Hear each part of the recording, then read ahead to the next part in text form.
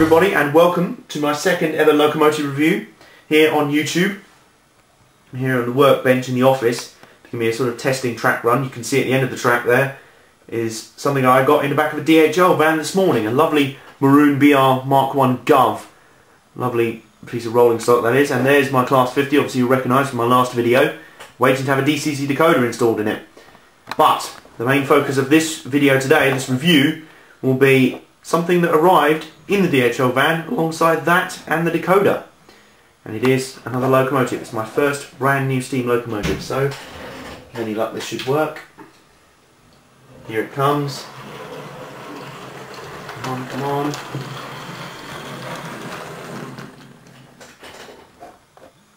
This lovely Bachmann BR Standard Class 4MT 460 locomotive, number 75074. There she is, just trundled in. Maybe wondering why I was so anxious about the track. This is my dad's old track. It's about 30 years old, so anything running on it hardly runs smoothly. It's prone to cutouts, but she seems to be dealing with it quite well. Let's get her off the track and onto a separate piece of track to have a closer look. Pardon the hand of God. That'd be very delicate. Lots of detail there. Quite weighty, as you'd imagine, being a steam locomotive like that. Well, all locomotives are fairly weighty. I've yet to hear a comment from any reviewer saying, "Well, this is light." The world's first Atkins diet locomotive. Anyway, this isn't it. It's very nice and weighty, as you can see there. Hope the light's okay. Let's bring it around. There's the view at the front, the smoke box door and that, which does open. Let me see if I can just tease it open. You have to be delicate. A lot of little details on it, I will say that straight off the bat. I really don't want to break it.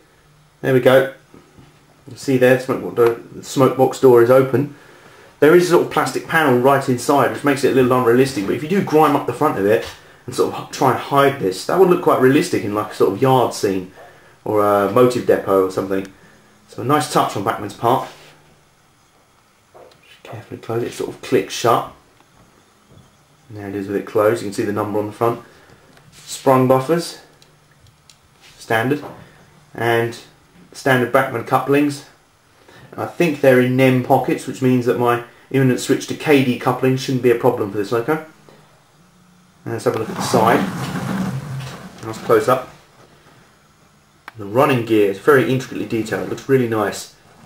There is one little error with the Bachmann model which has been rectified on the Hornby one. I believe they call it fluting, where it has a sort of indent in the middle and sort of the material sort of rises up again at the sides to create a sort of louvre type effect. I'm not quite sure how to describe it, but basically the 4MTs did have that in abundance, but this doesn't. But it is a small detail, very, very small detail, and really I hadn't noticed it myself until it was explicitly pointed out on a blog. And I will say what I do say about little errors like that. If you are I wouldn't say a rivet counter, but attention to detail fanatic, and that you can think that bothering you, then perhaps stay away. But for everyone else, it's not a big deal.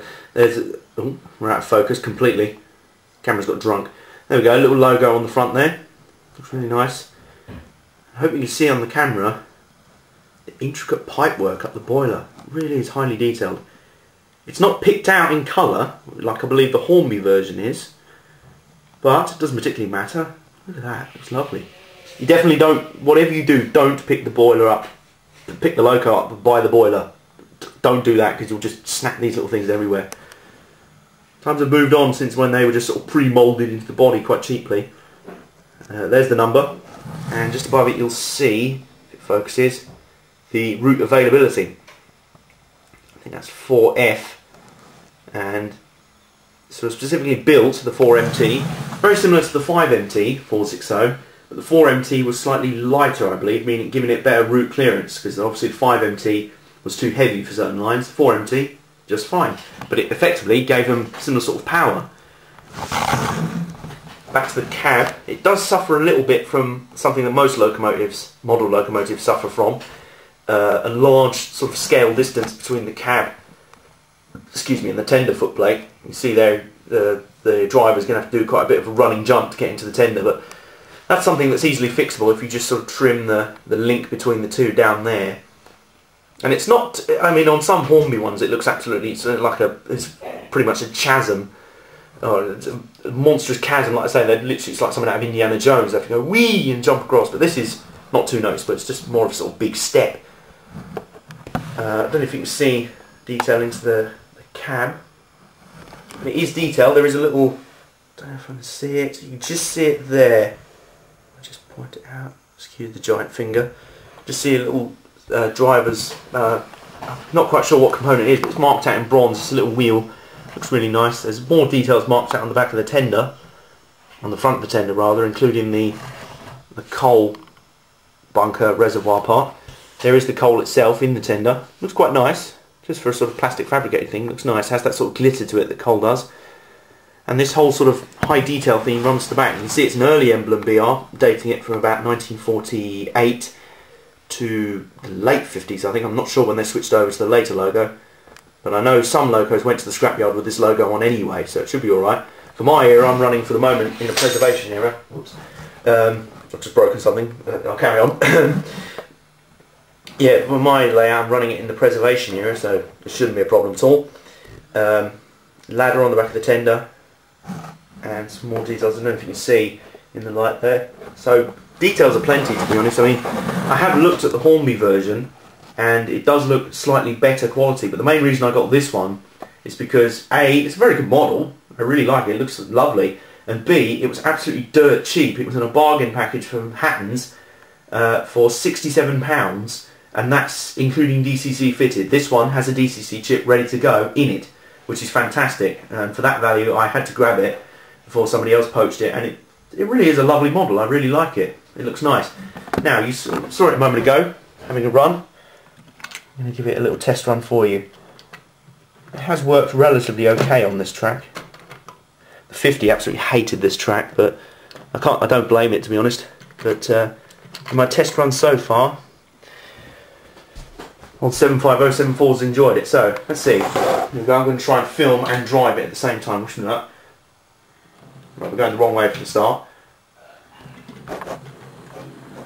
There you go, good way. I go pretty fast across the point where I can see a bit of track because it is kind of stalling. Stop, stop, stop. Nicely done. Right. Just bring the points over. I'm going to bring up the Mark 1 Gov. Spin the camera that way. There it is down there, you can see it. And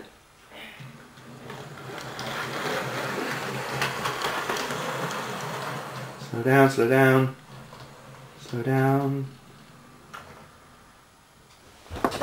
Let's see, is it coupled up? Yes it is, very nice, first time. My skills as a driver are improving. So there we go, bring it back. Oh no, it's not coupled up, my bad. That's me getting optimistic for a second. There we go. What you will notice is that the slow speed running is fantastic. Really nice. This is one of the advantages of DCC. You can see it there. Stop, stop, stop. Very nice. Don't want a derailment. You can see there. I have to run it fast over this section here because it's really gammed up track, but I'll try and demonstrate it to you on this section here. I'll try and run it slowly through here. And bring it back. As soon as we get across the points. No, it's stalled. Come on, come on. There we go. See it there. Apologies, the camera work isn't that great. The running gear looks fantastic, all moving in motion. It looks lovely.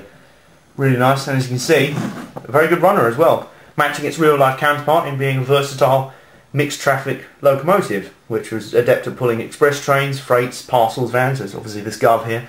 Anything and everything. So be a great addition to the layout when it is actually underway and building. And for now, it looks really nice and it's a lovely runner. So high rating for this one. And if it is still on Hattons, go and pounce for it now because that is a great deal. And until then, I'm going to have a mess around shunting Govs and wagons with this little thing. And I wish you all a lovely evening. And this has been my review of the Bachmann BR Standard 4MT 460 model. Very nice model overall. So until then, have a good evening and I'll see you next time.